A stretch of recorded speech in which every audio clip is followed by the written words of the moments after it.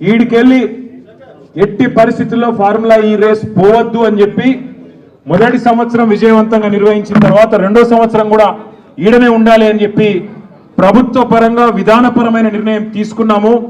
తీసుకొని మరి కొంత డబ్బులు చెల్లించినాం.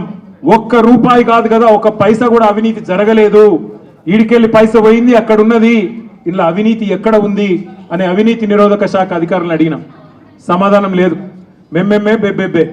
ఏంది అంటే ఫైల్ ఇటు పోయిందా, ఇటుకెళ్ళి పోయిందా, నువ్వు కుడి చేపులకి వెళ్ళి ఇచ్చినావో పైసలు, ఎడమ జేబులకి వెళ్ళి ఇచ్చినావో పైసలు అని చెప్పి పనికిమాలిన ప్రశ్నలు తప్ప, చిట్టినాయుడు రాసిచ్చి పంపిన ప్రశ్నలు తప్ప ఏమీ లేదు విషయం. అందుకే నేను మొన్న చెప్పినా మళ్ళీ చెప్తున్నా, ఇది లొట్టపీస్ కేసు. ఈయన ఒక లొట్టపీస్ ముఖ్యమంత్రి.